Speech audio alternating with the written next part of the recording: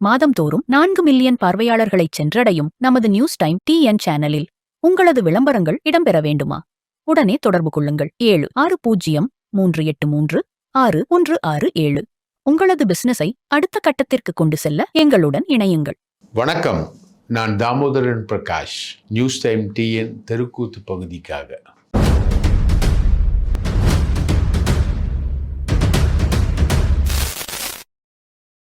இன்னைக்கு ரொம்ப முக்கியமான விஷயம் என்னன்னா, ராகுல் காந்தி பயங்கரமா சொதப்புனதுனால இப்போ திமுகவுக்கும் காங்கிரஸுக்கும் இடையிலான பிரச்சனையில சோனியா காந்தி தலையிட்டு இருக்காங்க. பையன் பெரிய அளவுக்கு திமுகவோட ரப் பண்றத சோனியா காந்தி விரும்பல. இது ஒரு தகவல். ரெண்டாவது, இடி தமிழகத்தில் இருக்கக்கூடிய அனைத்து அமைச்சர்கள் இன்க்ளூடிங் உதயநிதி வரைக்கும் பாயறதுக்கான பர்டிகுலர் தகவல்களை சேகரிக்கிற வேலையில எடுத்திருக்காங்க. இது ரெண்டாவது தகவல்.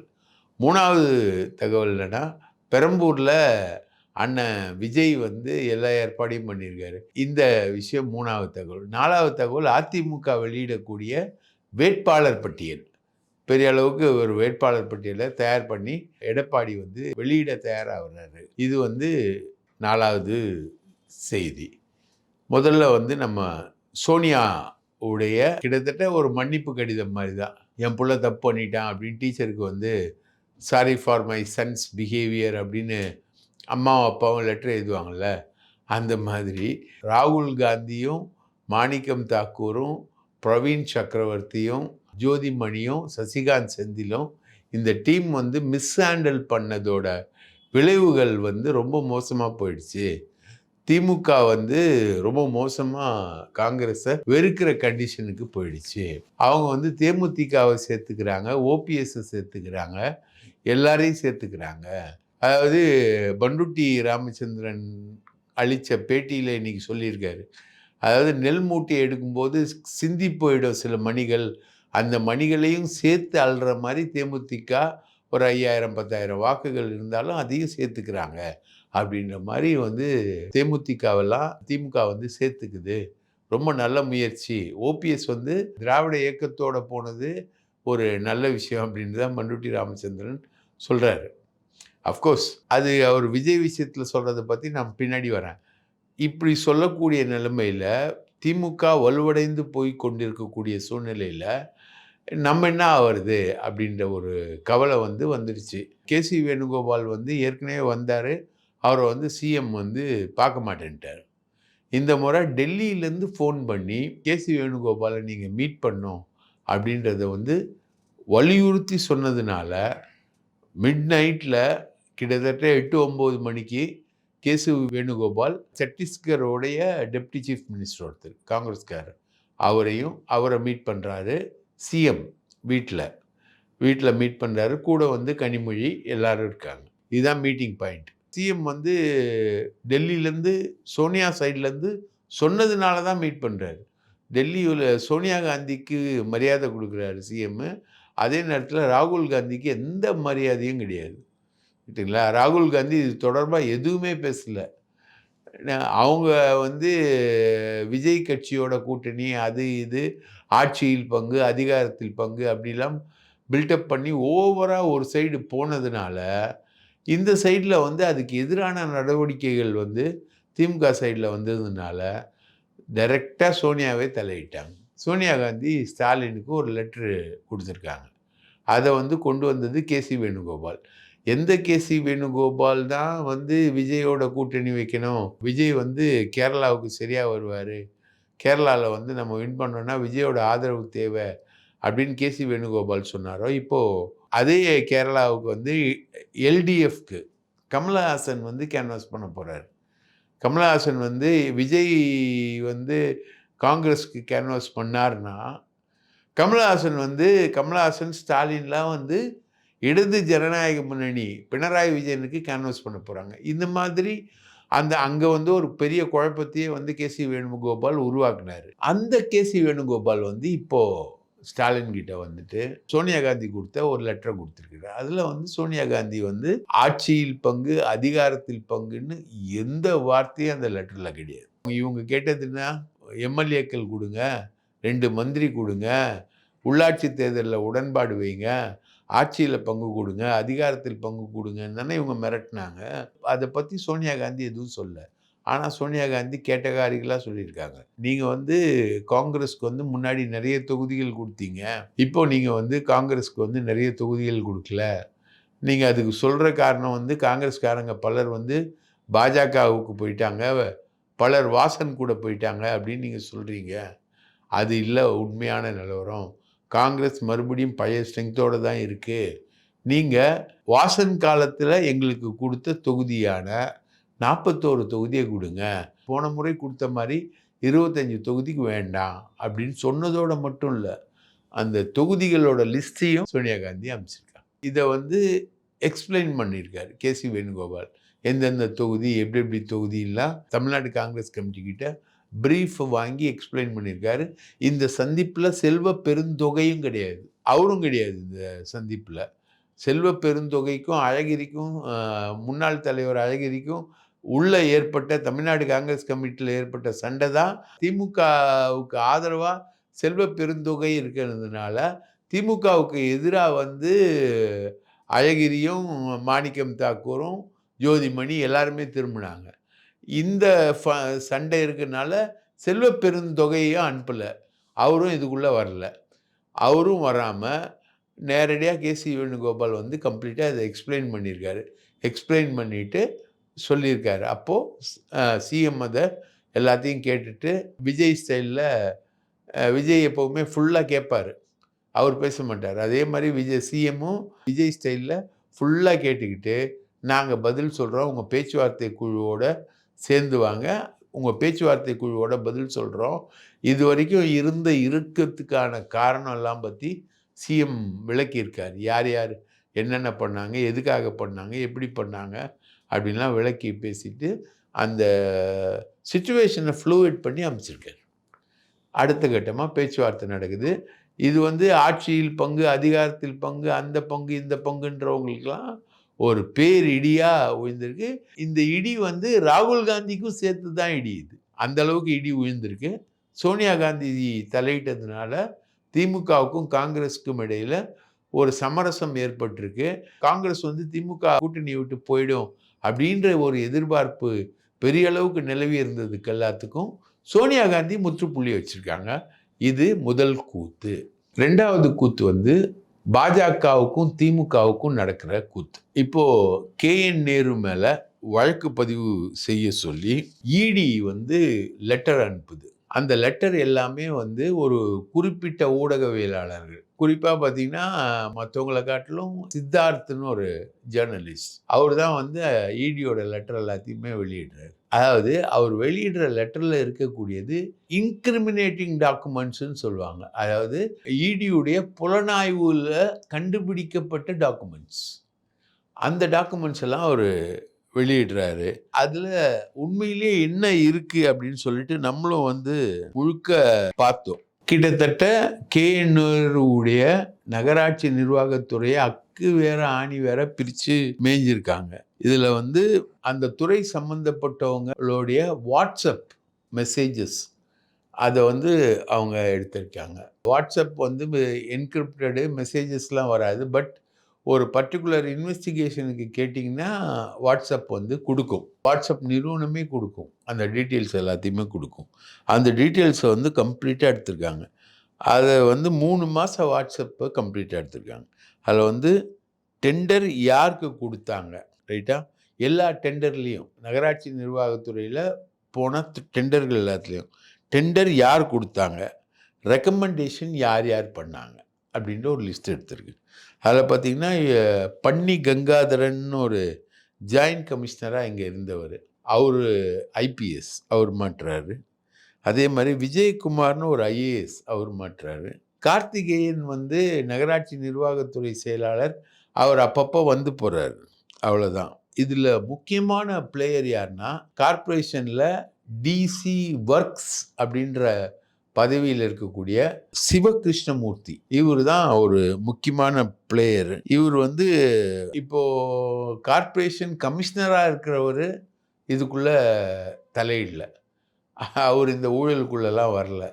ஆனால் corporation DC works deputy commissioner ஒர்க்ஸாக இருக்க சிவகிருஷ்ணமூர்த்தி கம்ப்ளீட்டாக அதில் மாற்றுறாரு அவர். இதில் பார்த்தீங்கன்னா 2388 பதவிகளுக்கு 25 லட்சம் ரூபாய் 35 லட்சம் ரூபா மோசடி வாங்கி 888 கோடி அதில் வருது.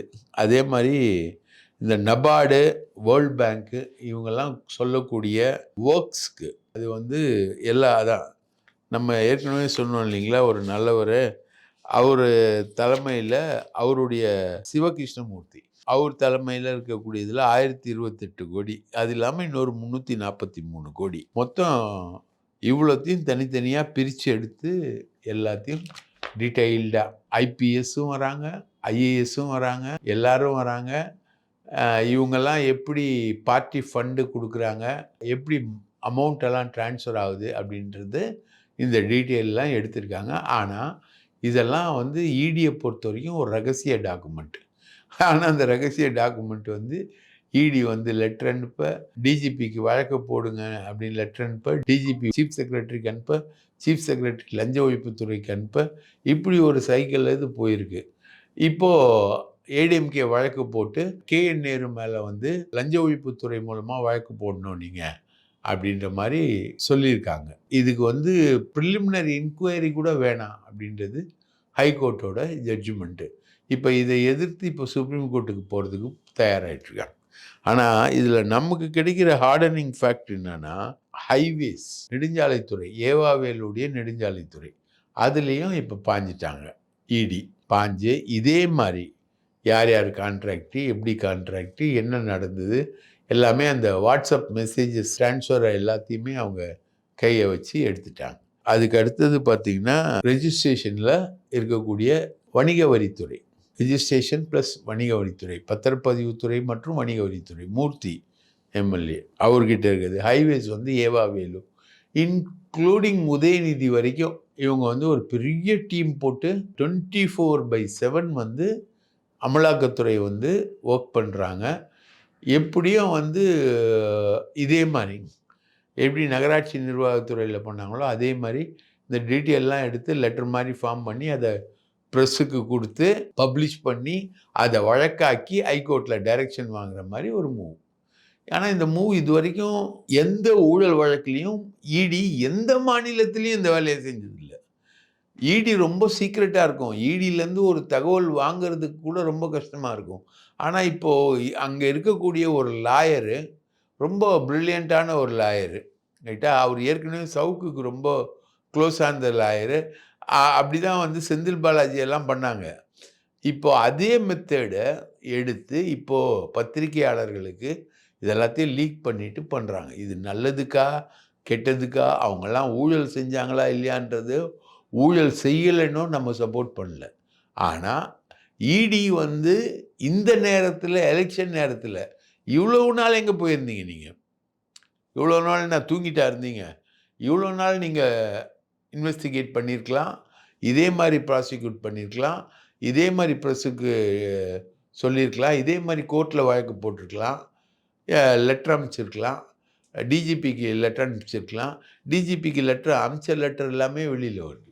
ஸோ இப்போது நேருவோட மட்டும் இல்லை, மற்ற எல்லாருடைய விஷயங்களையும் இடி வந்து இப்போதைக்கு நோண்டுது. இதுதான் வந்து பாஜக திமுகவுக்கு கொடுக்கக்கூடிய அட்டாக்கு.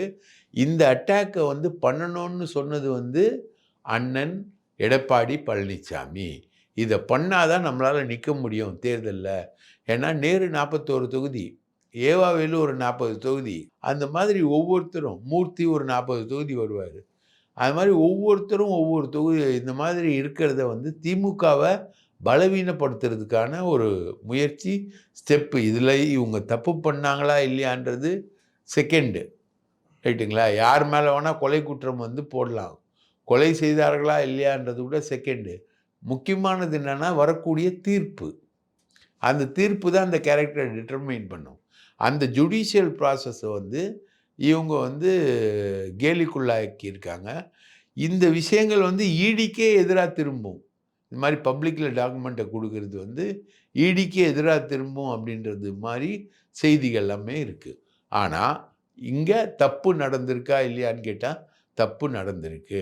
அதில் மாற்று கருத்து கிடையாது. ஆனால் அதை வந்து பொலிட்டிக்கலாக நீங்கள் கொண்டு போகிறது எந்த விதத்தில் கரெக்டு அப்படின்றது தான் எழக்கூடிய ஒரு கேள்வி. இடி மேலே எழக்கூடிய ஒரு கேள்வி. இடி 3000 வழக்கு போட்டால் ஒரு 3 வழக்கு தான் கன்விக்ட் ஆகும். இடியுடைய கன்விக்ஷன் பெர்சன்டேஜ் வந்து அதுதான். இடியை வந்து முழுக்க முழுக்க அரசியல் ரீதியான பழிவாங்கலுக்கு தான் பயன்படுத்துகிறாங்க. இடி குற்றச்சாட்டு சுமத்தியால் தான் இப்போ சமீபத்தில் விபத்தில் இறந்த அஜித் பவார், ரைட்டுங்களா? அதுக்கப்புறம் அவர் பிஜேபிக்கு வந்தோடனே அவர் வந்து சுத்தமானவர் ஆயிட்டார். அது மாதிரி நிறைய இந்த பொலிட்டிக்கல் மேனிப்புலேஷன் இருக்குது. அந்த பொலிட்டிக்கல் மேனிப்புலேஷன் சரியா அப்படின்றது தான் கேள்வி. நடிகர் விஜய் ரொம்ப நாள் கழிச்சு இன்னைக்கு தான் ஒரு பொதுக்கூட்டத்தை நடத்தினார். அதுவும் உச்சி வெயிலில் நடத்துகிறாரு. அதே உச்சி வெயில் வந்து தமிழகத்திலே அதிகமாக புழங்கக்கூடிய வேலூரில் நடத்தினார் இன்னைக்கு, ரைட்டுங்களா? இன்னைக்கு அந்த கான்வாய் வருது. அந்த கான்வாயை சுற்றி ஒரு 10 பசங்க வர்றாங்க. 10 பசங்களும் ஹெல்மெட்டே கிடையாது. ஹெல்மெட் போடுறதே இல்லை. பைக் ஓட்டுறானுங்க, விஜயோட கான்வாயில் வரானுங்க, கத்துறானுங்க, எல்லாம் பண்ணுறானுங்க, ஆப்பிள்லாம் கொடுக்குறானுங்க. இவர் கை காமிச்சிக்கினே வராரு. ஒரு 10 பசங்க 15 பசங்க தான். நடுவில் அங்கங்கே கும்பல் ஒரு 20 பேர் 30 பேர் கூடி வரவேற்கிறாங்க. இதுதான் அவருடைய என் ரூட்டாக இருந்தது. அதில் போன பசங்க யாருமே வந்து ஹெல்மெட் போடவே இல்லை. சப்போஸ் விஜயோட வாகனமோ இல்லை வேறு ஏதாவது ஒரு வாகனமோ மோதி இருந்தானா அவங்க ஸ்பாட் அவுட்டு. நல்ல வேளையாக இன்னைக்கு நடந்த கூட்டத்தில், இதுதான் ரொம்ப நாள் கழிச்சு நடந்த கூட்டத்தில் ஆட்கள் இறப்பு என்பது குறைவு. இது எல்லாமே ஃபுல்லாக கூரை போட்டு எல்லாத்தையுமே பண்ணி மேலே வெயில் படாத அளவுக்கு பண்ணி ஒரு 4000 பேரை அண்ணன் விஜய் சந்திச்சிருக்கார். அதில் ஒரு கதையெல்லாம் சொல்லியிருக்காரு. ஒரு காலை வந்து திமில் எடுத்து சுற்றிக்கிட்டு இருந்தது, அதை அடக்க யாரும் இல்லை. அதை வந்து ஒரு பையன் வந்து 2 புல்லுக்கட்டு கொடுத்து அந்த காலை அடக்கிட்டான். ஒரு சிச்சுவேஷனை வந்து கையாண்டு அதுக்கு சொல்யூஷன் சொல்கிறவன் தான் முக்கியமே தவிர அவனுக்கு அனுபவம் இருக்கா இல்லையான்றதுலாம் முக்கியம் இல்லை அப்படின்னு ஒரு தத்துவ கதையை வந்து சொல்லிட்டு போனார். அது எதுக்காக சொன்னார், ஏன் சொன்னான்னு சொல்லி, எந்த ஜல்லிக்கட்டில் மிரண்டு நிற்கிற காளையோ சரி, மதம் பிடிச்சி கோவத்தோடு நிற்கிற காளைக்கோ எவனும் புல்லுக்கட்டு கொடுத்து அதை சரி பண்ணதா இது வரைக்கும் கேள்விப்பட்டது கூட கிடையாது. அண்ணன் வந்து புல்லுக்கட்டு கொடுத்து சரி பண்ணாராம். அதெல்லாம் ஒரு கதையாக சொல்லிக்கிட்டு போயிருக்காரு. இன்றைக்கி வந்து சாவு என்பது இல்லை, இதுவரை நமக்கு தெரியவில்லை. இன்றைக்கி ஃபுல்லாக க்ளோஸ்டு டோரில் நடத்தியிருக்காங்க. இதே மாதிரி க்ளோஸ்டு டோரில் சேலத்தில் நடத்தியிருக்கலாமே, இதே மாதிரி ஒரு க்ளோஸ்டு டோரில் கரூரில் நடத்தியிருக்காம. இன்றைக்கி ஒரு புதுசாக ஒரு குற்றச்சாட்டு சொல்கிறாங்க. கரூரில் வந்து மக்கள் செத்ததுக்கு காரணம் வந்து விஜய்னு ஸ்டாலின் சொன்னாராம். ஸ்டாலின் சொன்னது என்ன, எந்த தலைவரும் தன்னுடைய தொண்டர்கள் சாவதை விரும்ப மாட்டார்கள் அப்படின்னு தான். அவர் ராகுல் காந்தி வந்து இவருக்கு சர்டிஃபிகேட் கொடுத்து பேச இவருக்கு ஆறுதல் சொல்லலை. அதுக்கு ஸ்டாலினும் ஒத்து ஊத்துற மாதிரி தான் ஸ்டாலின் வந்து சொன்னார். அவர் இன்னைக்கு கரூர் விஷயத்துக்கு எம்எல்ஏ ஏன் குற்றச்சாட்டுக்கு சொன்னீங்கன்னு கேட்குறாரு. உன் மேலே குற்றச்சாட்டு, உன்னை விசாரிக்கவே இல்லை தமிழ்நாடு போலீஸ், உன்னை விசாரித்தது சிபிஐ, உன்னை விசாரித்தது அங்கே. இன்னைக்கு வரைக்கும் சிபிஐ வந்து அந்த கரூர் சம்பவம் தொடர்பாக உச்சநீதிமன்றத்தில் அறிக்கையே கொடுக்காம இருக்கு. யாருக்கு இதில் அண்டர் டீலிங்கு? உங்களை விசாரித்ததை பற்றி அறிக்கை கொடுக்காம சிபிஐ இருக்குன்னா பாஜகவோட உங்களுக்கு அண்டர் டீலிங் இருக்கா இல்லையான்றதானே கேள்வி வருது. இது ஒரு முக்கியமான ஒரு விஷயம். விஜய் விஷயத்தில் இன்றைக்கி நல்லது நடந்திருக்கு. இதோட அவர் பெரம்பூரில் போட்டி போட போகிறாரு. பெரம்பூர் தொகுதின்றது வந்து ஒரு 3 ஸ்லம்மு உள்ளே இருக்கும். ஏழை மக்கள் வசிக்கக்கூடிய பகுதி. வியாசர்பாடி, கன்னிகாபுரம் எல்லாமே சேர்ந்து தான் வரும். மழை பெஞ்சால் கழுத்தளவு தண்ணி நிற்கும். இதுதான் பெரம்பூர் தொகுதியோடைய குணாம்சம். இப்போ தான் பிரிட்ஜெல்லாம் ஒர்க்கெல்லாம் நடந்துக்கிட்டு இருக்கு, ரைட்டுங்களா? இவ்வளோ கழுத்தளவு தண்ணி நிற்கும். இது வந்து வியாசர்பாடியோடைய குணாம்சம். பெரம்பூர் தொகுதியே வந்து ஏரி நிறைய இருக்கக்கூடிய தொகுதி அப்படின்னு, பள்ளமான ஏரியாக்கள் நிறைந்த தொகுதி தான் பெரம்பூர் தொகுதி.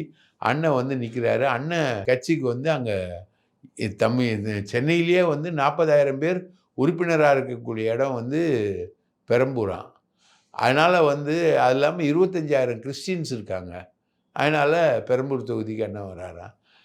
அதிமுகவுக்கு உறுப்பினரே 1,50,000 பேர் இருக்கான். திமுகவுக்கு 2,00,000 3,00,000 உறுப்பினர்கள் இருக்கான். இவங்கெல்லாம் உறுப்பினர் சேர்க்கிற லட்சணம் என்னன்னு தெரியாது அவங்களுக்கு. ரேஷன் கார்டுலயும் வாக்காளர் பட்டியலில் இருக்கவங்கலாம் உறுப்பினர்கள். அண்ணன் வந்து ஒரு 40,000 உறுப்பினர்கள் சென்னையில இருக்காங்களாம். அண்ணனுக்கு வடசென்னை தான் பிடிக்குமா. அதனால அங்க வந்து களம் இறங்குறாராம். அண்ணன் ஆதவ் அர்ஜுனா வந்து வில்லிவாக்கமா, ஜேசிடி பிரபாகரன் அம்பத்தூராம். அதை விட ஜோக் என்னன்னா, அண்ணன் புஷி ஆனந்த் வந்து மயிலாப்பூர்ல நிற்கிறாராம். இப்படி இப்படி போயிட்டுருக்கு விஜயுடைய கணக்குன்னு வச்சுக்கோங்களேன்.